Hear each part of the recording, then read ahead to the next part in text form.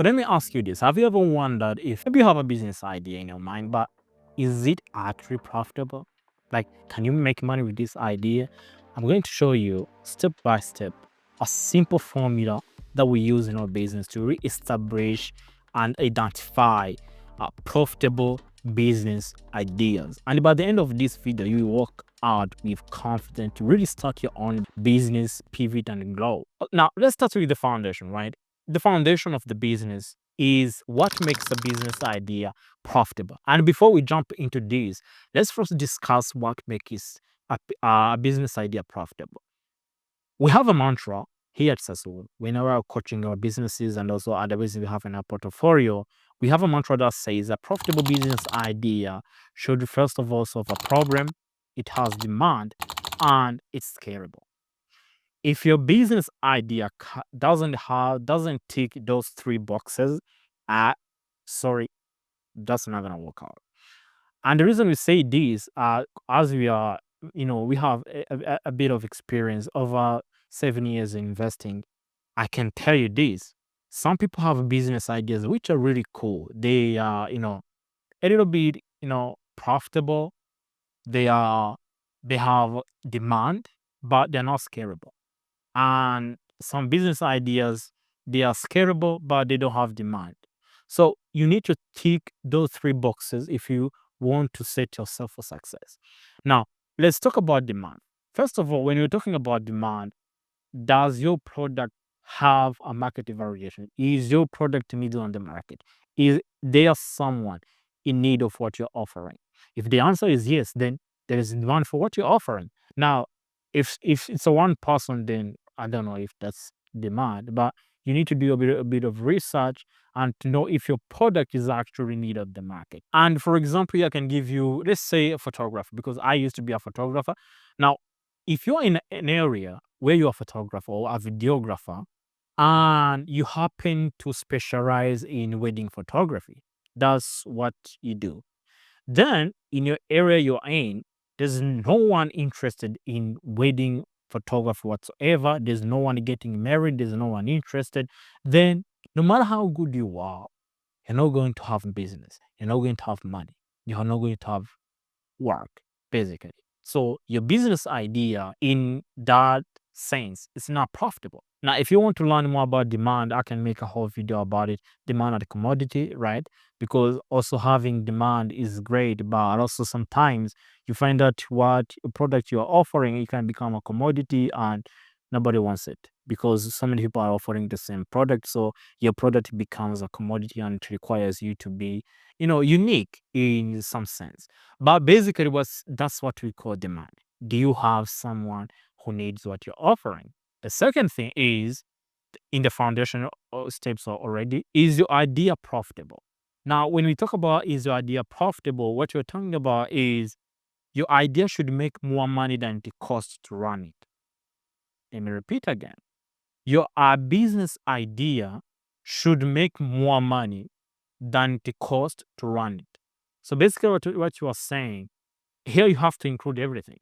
And I see many people saying, okay, if I pay rent and I pay my one employee, then I'm good. I'm good. But what about the cost of acquiring a customer? What if you need raw materials? What if you need to transport products or do delivery? All those costs, we call them CAC.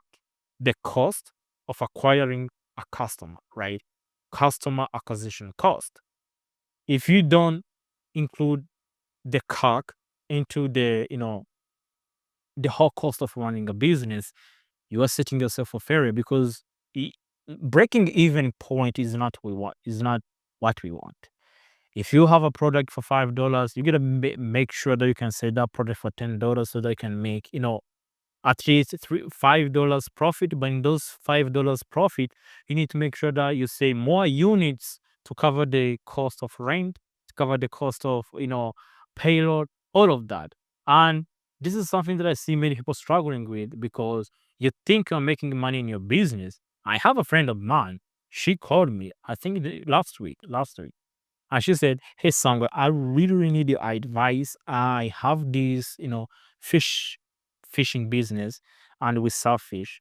And legitimately, when we have this, when I do like my numbers on the paper, we make money. Like we have fish.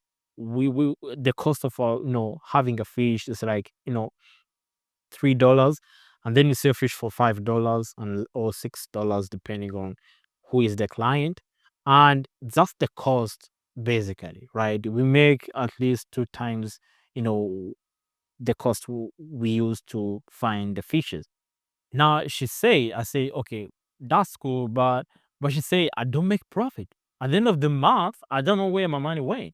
I know I didn't lose it, but somewhere along the lines of making profit and running the business, the end of the month, I have zero money.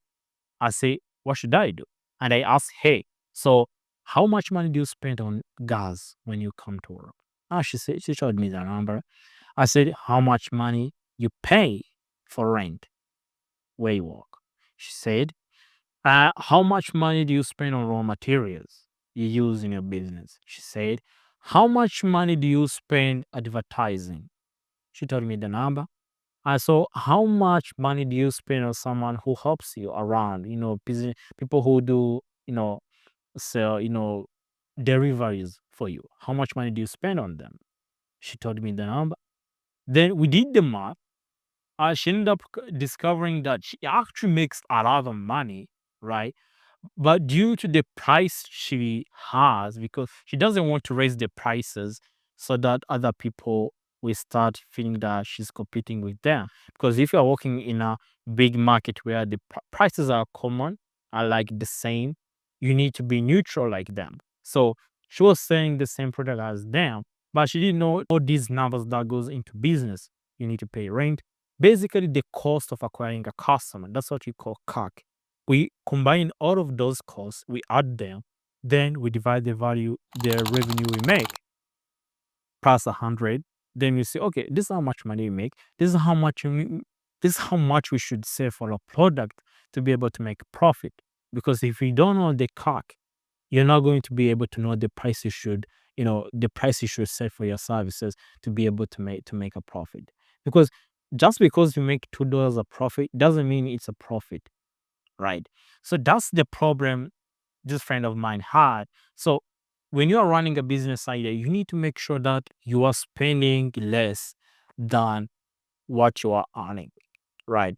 So you need to make profit. And the third thing we talk about is scalability. Is this something that can grow? Is this something that can take from, making $100,000 to $1 million? Is this something that can take from 1 million to 10 million? Is this something that can take from 10 to 50? Your business need to be scalable. Let me give you an example again. So let's say I have an e-commerce website. I sell shoes. If I sell shoes, it's easy for me. I can sell 10,000 shoes in one night on a website running a campaign. Cool. That business is scalable. But let's say you have a jewelry shop. You sell five jewelries a month. You're hitting the ceiling. You're not making money. Your business is not profitable. For you as a jewelry business owner to make profit, where one jewelry can be done in 2 hours or 4 hours, you need more people to make one product, right? You need more people to make more products for you, which will raise the cost of making it a product because you're hiring many people, right? And you're not sure about the market either. So that makes your business not scalable because it involves a lot of manual work. That's why people are investing in automation because they want to automate everything so that you can hire less people and get leverage that technology to make more money. So is your business scalable? Can you scale your business? Right. So those are the foundation of a business idea, to say the least. First of all, is your business idea, is there a demand for it? Can you make profit with it? After making profit with it, can you grow it? Can you make, 60, 10 times the profit, five times, two times? Can you make a more profit with it? That's how you know a business idea is, you know, scalable. But again, all of that, they're the foundation. they're not the whole thing that really indicates if a business idea is profitable.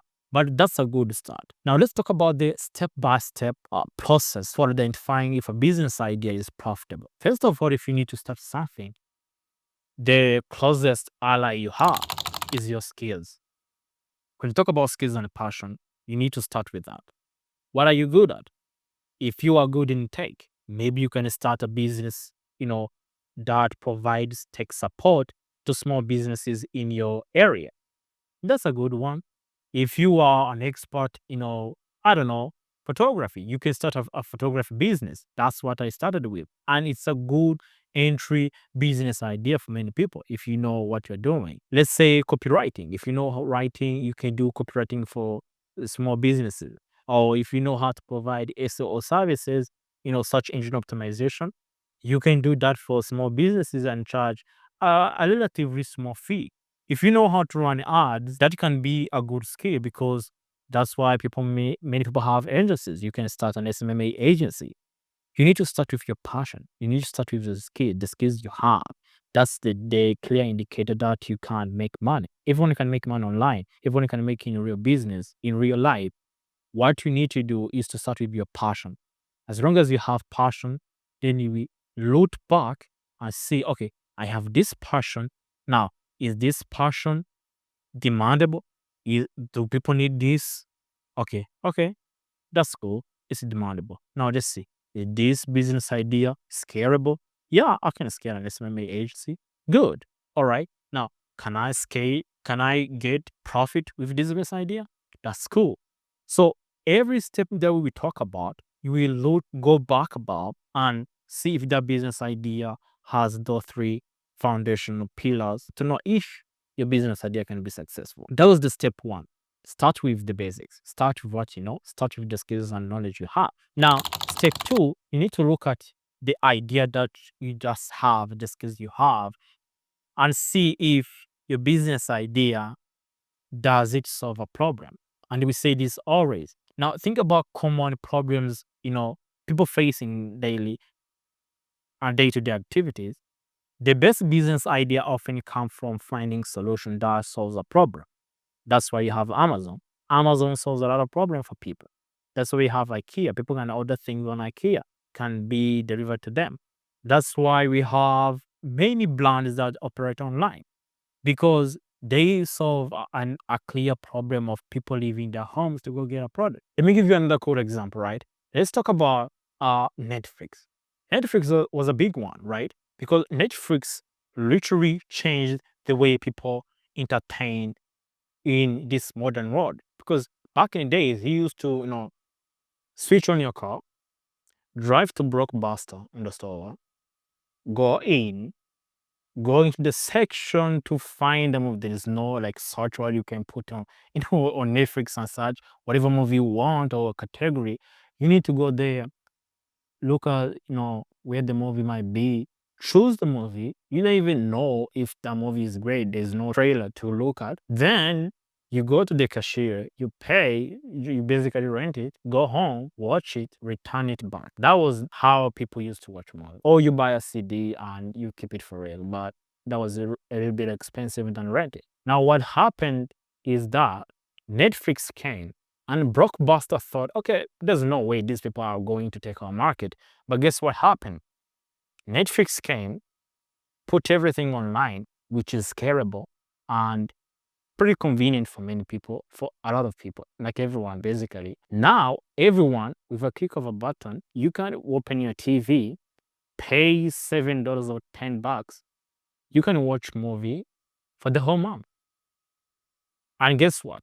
Some people used to drive and put 5 gallons of, I don't know, maybe $20 of gas into your car to go to take the movie. Now, for the same price, you can watch movies for 3 months. So that's what we call convenience. Does your product solve a problem? Does your product alleviate some sort of stress or worries to a prospect? That's what you need to think about when you're starting to think about a business idea. Now, step three is about validating with research. And here is the way you start being intentional. You start being intentional about what you are doing because you just head to Google, do some research, join forums, ask people around you. Just do the basic research, right? Don't just start a business idea blindly. Ask people, right? How do you think about this? Just find a market fit product, right? You don't want to start a business and put every investment money you have because someone told you it's cool. Then you're going to find yourself, crying like many other business owners who blindly invest in ideas which are not validated. You think, oh, this is cool. And this especially happens to some people like me who, most people who are, in tech, we all think we can start the next Google, the next YouTube, the next Instagram or WhatsApp, right? We think we can create a product and we become $1 billion product. We put everything, every savings we have into a product without doing a little bit of market research. Not if the market really wants what you're offering, and you end up, crying like babies when we lose our investments and effort. So do me a favor, do a little bit of research, join forums, find what other people think about your idea, right? And do it on a mass number, on many people. And the key metrics to use here is by looking if the other businesses doing this already, right? Just be intentional, be serious about this, right? Ask around. Are there people doing this? Okay, they do this. Okay, do some research. What are they doing badly? Go on their websites, look at the bad reviews. You can just basically what I do, even me right now. If someone comes into our portfolio, just we have almost 17 businesses in our portfolio. We have other 400 businesses using our PS model system. But basically, what we do is that if someone comes into our organization and they have many competitors, what we do is just we go on Trustpilot, Google reviews, we see what people are complaining about and we fix those issues. And then we just reiterate our product to solve those issues. And then we promote our product on Instagram we do our marketing based solely on those improvements we made other business people are complaining about.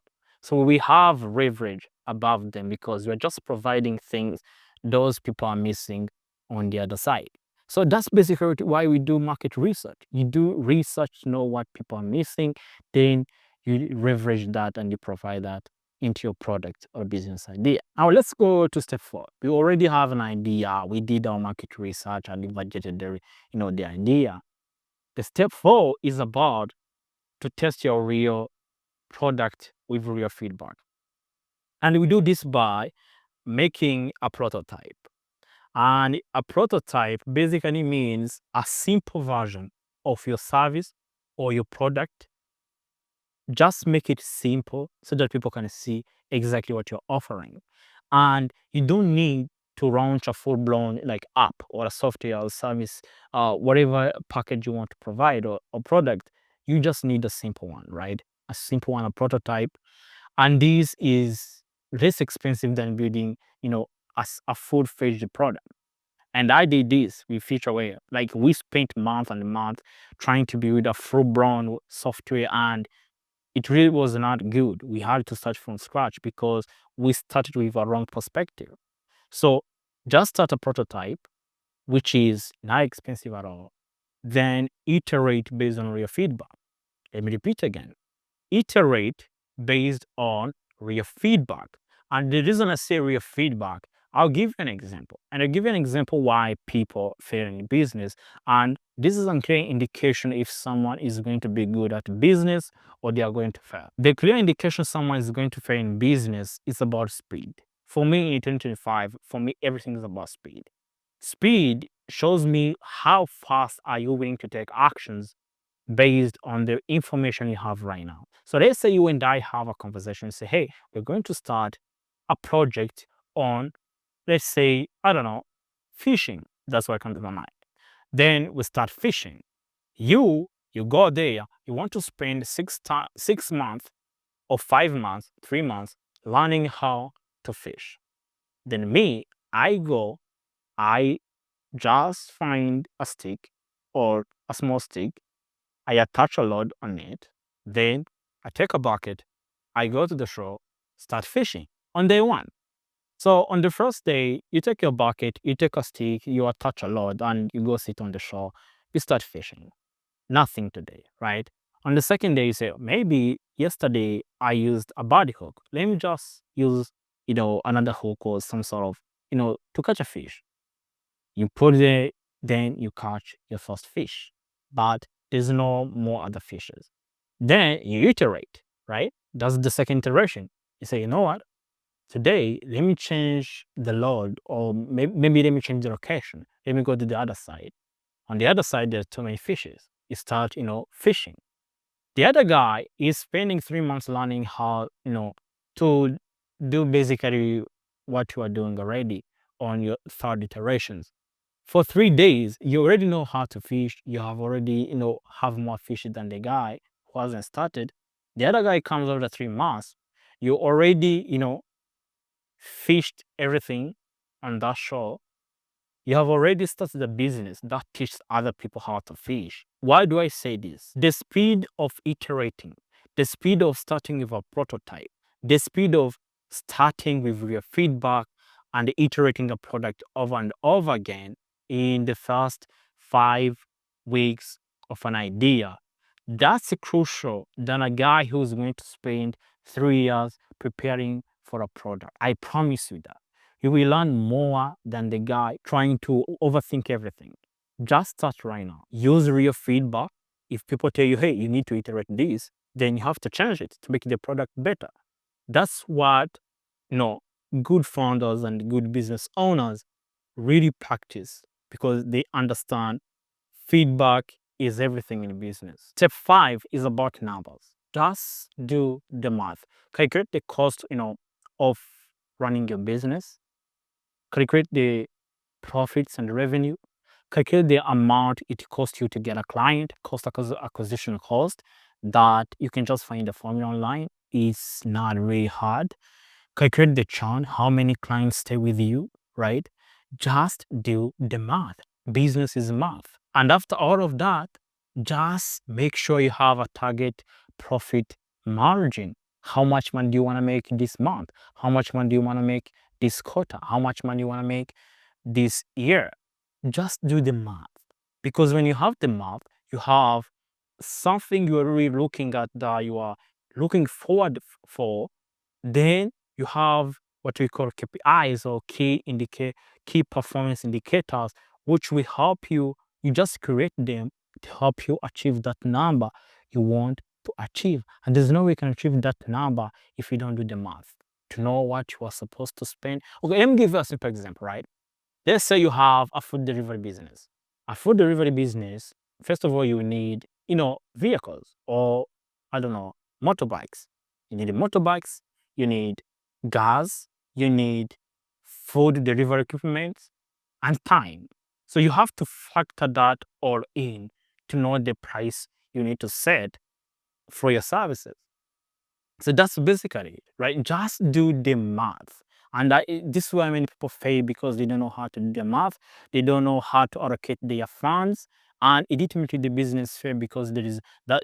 If you have someone, you can hire an accountant, that would be cool. But at the end of the day, just do the math. You don't have the money to hire someone outside if you are starting. So just be intentional. Be intentional about what you're doing. Know how to spend your money and do the math in your business. Now, to give you an example here, right, I'm going to give you a small iteration of what we do in Successful Academy, or some examples we use, for a product to really be successful, or a business idea. So I wanted to meet Sarah, right, a passionate cook who loved baking cakes for friends and families, right?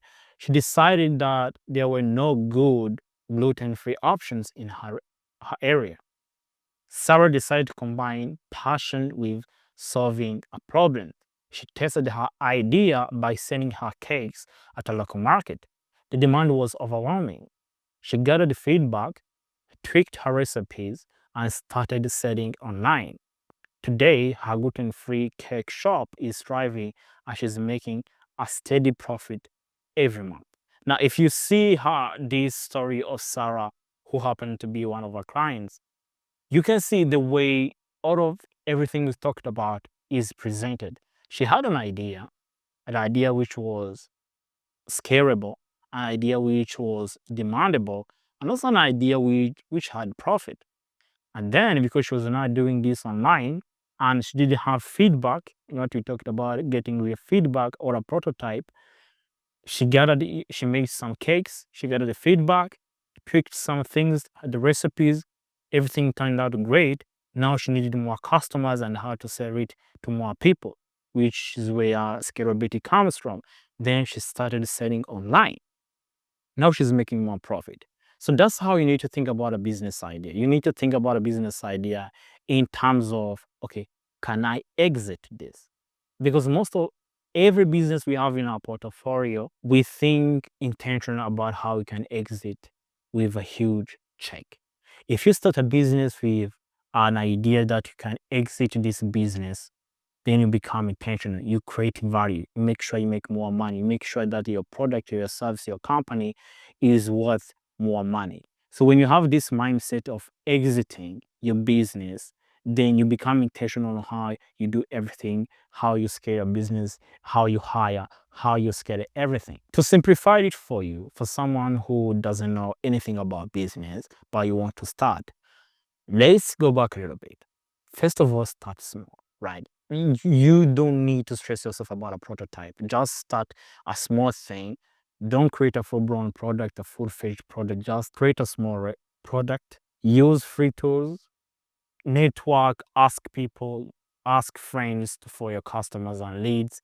Then get the feedback. After you get the feedback, then go all in, right? That's basically what you need to do. There's nothing more complicated about starting a business. And the only thing I want from you right now is just to take a piece of paper, write those 5 ideas you have in your head, put them in a table. I will provide it in down below. Put it in a table, then rank them based on which is more scalable, which has more profit, and which has more demand, right? Then you will end up having like 2 ideas that you can start today or tomorrow, which you can start making money. But also when you start this journey, you are going to encounter many mistakes. And if you want to know the mistakes you need to avoid so that your business will not fail in the first 6 months of starting, I want you to watch this video.